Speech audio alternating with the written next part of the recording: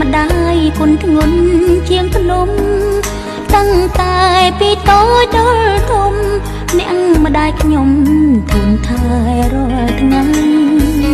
កូនបានកង់ក្តៅ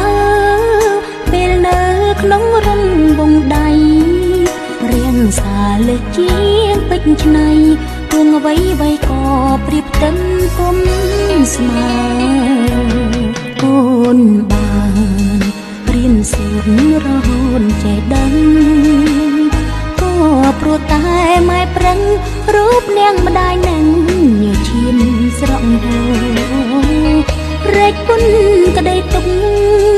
ចែសុកមកកូនជាធ្នូ